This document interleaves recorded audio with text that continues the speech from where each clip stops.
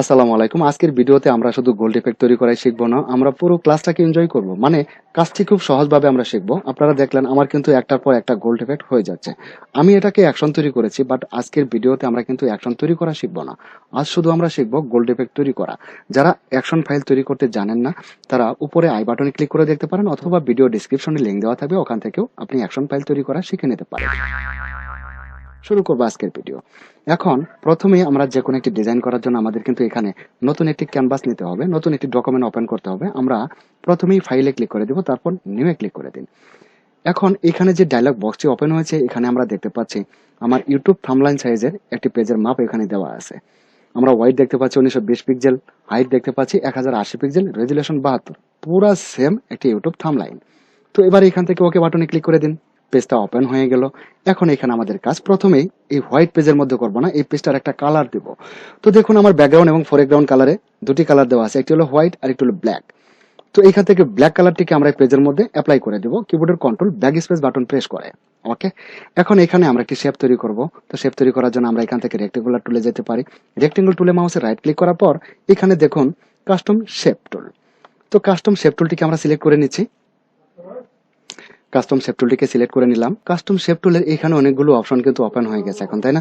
তো প্রথমেই আমরা এখান থেকে এই যে ছোট্ট এরো আইকন আছে, এটার মধ্যে ক্লিক করে দিব। এবার এই ছোট্ট এরো আইকনে ক্লিক করে দিন। ছোট্ট এরো আইকনে ক্লিক করার পর আসলে আমি একটি পাতা তৈরি করতে চাই, এখানে কিন্তু দেখতে পাচ্ছি না। তো এটার অনেকগুলো শেপ আছে, সবগুলো শেপ আমরা একসাথে বের করতে পারি। তো এটার জন্য আমাদের এখান থেকে এই যে ছোট্ট গিয়ার আইকন রয়েছে, এই গিয়ার আইকনে ক্লিক করে দিন। ক্লিক করার পর এখানে বেশ আরো কিছু অপশন আমরা দেখতে পাচ্ছি।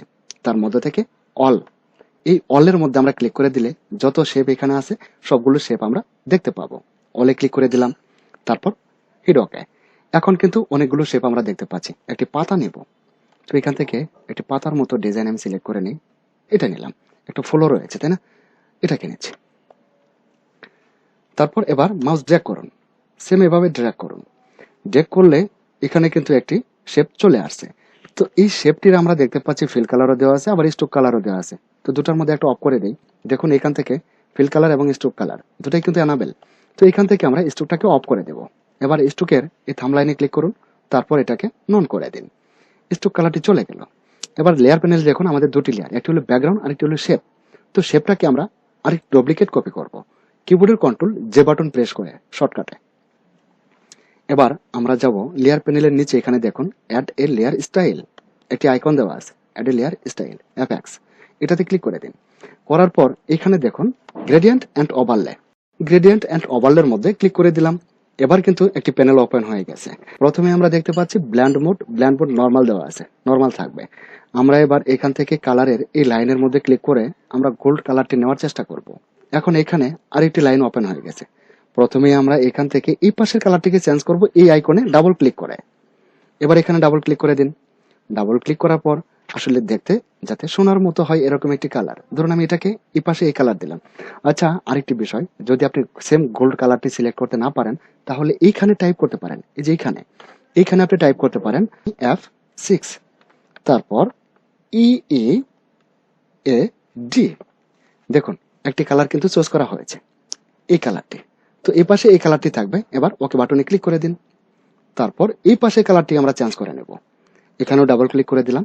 তারপর এই পাশে আমরা টাইপ করব C1AA51। আর একটি কালার চুজ করা হয়েছে। এবার এটাকে ওকে করে দিলাম। তারপর দেখুন এখানে গোল্ড কালার, গোল্ড কালারটি কিন্তু এখানে সিলেক্ট হয়ে গেছে। এটাকে আমরা সেভ করে রাখি। তো সেভ করে রাখার জন্য যে দেখতে পাচ্ছেন এখানে নিউ আইকন রয়েছে, নিউ বাটনে ক্লিক করে দিন। তাহলে এটা সেভ হয়ে যাবে। এখন কিন্তু এটা সেভ হয়ে গেল। সেভ করার কারণটি হলো এটা একটু পরে আমাদের কাজে লাগবে। ওকে, আচ্ছা, এখন এখানে কাজ আমরা তারপর দেখতে পাচ্ছি খুব সহজভাবে নেবেন। এখানে আমরা দেখতে পাচ্ছি স্টাইল লেয়ার, এটাকে চেঞ্জ করে আমরা রিফ্লেক্টেড করে দেব। ক্লিক, তারপর রিফ্লেক্টেড। ওকে, এখানে কাজ মোটামুটি শেষ। তারপর আমরা যাব এখান থেকে বেভেল অ্যান্ড ইম্বোসে। বেভেল অ্যান্ড ইম্বোসের এই লেখার মধ্যে ক্লিক করুন, টিক মার্ক দেন না।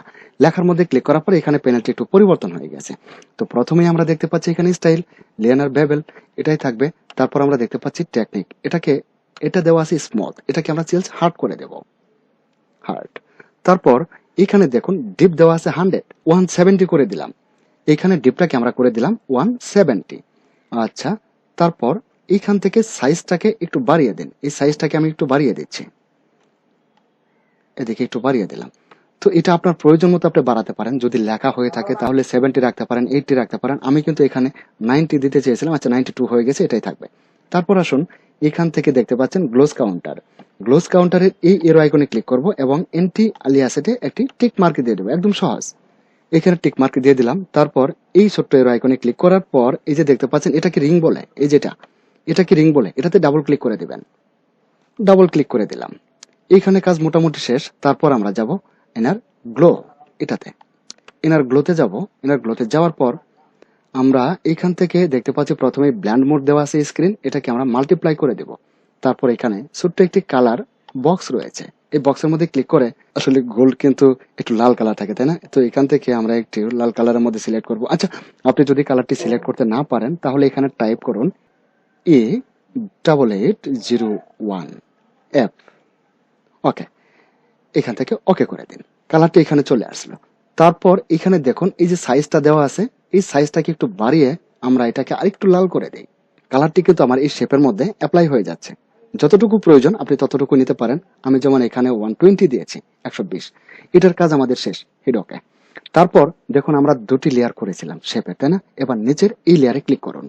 ক্লিক করার পর আবারও আমরা অ্যাড এ লেয়ার স্টাইলে ক্লিক করে দিলাম। অ্যাড এ লেয়ার স্টাইলে ক্লিক করার পর এখানে আমরা দেখতে পাচ্ছি স্ট্রোক লেখা আছে, এই স্টোরকে ক্লিক করে দিন। স্টোরকে ক্লিক করার পর এটার প্যানেল ওপেন হয়ে গেছে। তো বস, এই যে এখান থেকে প্রথমে আমরা দেখতে পাচ্ছি সাইজ আমার এখানে 13 দেওয়া আছে, তাই না? তো 13টাকে চেঞ্জ করে আমি একটা 4 দিয়ে দিলাম। 4 দিলে কতটুকু আসে একটু দেখি, হ্যাঁ চলবে। তারপর আমরা এইখান থেকে এই যে দেখতে পাচ্ছেন ফিল টাইপ কালার, এবার ফিল টাইপ কালারে ক্লিক করে দিন এই আইকনে। তারপর এখান থেকে গ্রেডিয়েন্টে ক্লিক করে দিন। গ্রেডিয়েন্টে ক্লিক করার পর গ্রেডিয়েন্টের লাইনটি ওপেন হয়ে গেছে। এবার এই লাইনের মধ্যে ক্লিক করে দিন। বস, এবারে এখানে দেখুন এটাকে আমরা সেভ করেছিলাম, এখন কিন্তু কাজে লাগছে। এটাকে আমরা সিলেক্ট করে এটা ওকে করে দিলাম। ব্যাস, এটার কাজও শেষ। এবার হিট ওকে। দেখুন এবার কিন্তু আমাদের ইফেক্টে চলে আসছে। তো এটাতে আরো যদি শাইনি ভাব আপনি ফুটিয়ে তুলতে চান তাহলে উপরে এই শেপের মধ্যে ক্লিক করে নতুন করে আরেকটি লেয়ার নিন, ক্রিয়েটে নিউ লেয়ার আইকনে ক্লিক করে। এবার আমরা নেব এখান থেকে ব্রাশ টুল, অথবা প্রথমে আমরা আইডোপার টুলটিকে নিচ্ছি। এখান থেকে আইডোপার টুলটিকে নিন। আইডোপার টুলটি সিলেক্ট করার পর যেখানে একটু সাদা ভাব রয়েছে, একটু চিকচিকে ভাব এইখানে, তাই না? এটাতে আইডোপার টুল দ্বারা ক্লিক করে দিলেই এই কালারটি আমাদের ফোরগ্রাউন্ডে চলে আসলো। এবার আমরা নেব ব্রাশ টুল। ব্রাশ টুল নেওয়ার পর দেখুন ব্রাশ টুলের এই আইকনে ক্লিক করে দিন।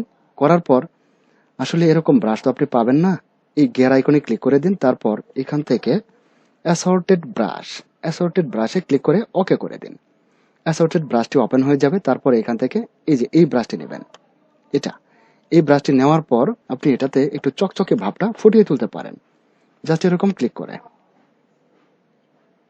যেখানে যেখানে আপনার মনে হয় সেখানে সেখানে আপনি চকচকে ভাবটাকে ফুটিয়ে তুলতে পারেন। এখন এটাকে আমরা জেপিজি ফরম্যাটে সেভ করব। কিবোর্ডের কন্ট্রোল শিফট বাটন চেপে ধরে এস বাটনে প্রেস করুন। কিবোর্ডের কন্ট্রোল শিফট এস বাটন। আমি ডেস্কটপে এটাকে সেভ করব।